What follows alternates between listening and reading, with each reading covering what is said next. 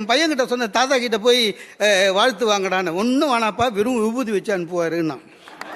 நான் எங்கள் அத்தை வீட்டுக்கு போனேங்க, எல்லாம் மாறி போச்சு. அதான் உண்மை, போகிறதுக்கே பிடிக்க மாட்டேது. எங்கள் அத்தை வீட்டுக்கு போனேன், வான்னு சொன்னாங்க, ஆசீர்வாதம் வாங்கினேன், ஏதோ கொடுப்பாங்கன்னு பார்த்தா ஒன்றும் கொடுக்கல. க்ரீன் டீ கொடுத்தாங்க. இந்த விருந்தாளிக்கு க்ரீன் டீ கொடுக்குறவனை ஜெயிலில் போனோம் சார்.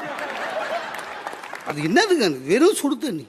அதாவது இன்னொரு வாட்டி வரமாட்டான்றதுல முடிவோடு குடிச்சிட்டு வரேன். போகும்போது கேட்டை மூடிட்டு போ மோகன், கண்ட நாய் உள்ளே வருதுன்னாங்க. ஸோ அடுத்த பண்டிகைக்கு போகவும் முடியாது. எல்லாம் எங்களுக்கு தெரியும். பொங்கல்னால் எப்படி கொண்டாடணும், போகினா எப்படி கொண்டாடணும் தெரியும், மாட்டு பொங்கல் எப்படி கொண்டாடணும் தெரியும், ஜல்லிக்கட்டு, மாடு பிடிக்கிறது. நானும் நடுவரும் ஒரு வாட்டி அந்த மாதிரி கொண்டாடி இருப்பீங்கன்னு நினைக்கிறீங்க? அதெல்லாம் முடியாது, எல்லாம் வேடிக்கை பார்க்கறது தான். ஆக பண்டிகைகள் கொண்டாட தெரியும், எப்படி பண்பாடு எல்லாம் தெரியும். என்னன்னா ப்ராக்டிக்கலாக இப்போ முடியல, அவ்வளோதான்.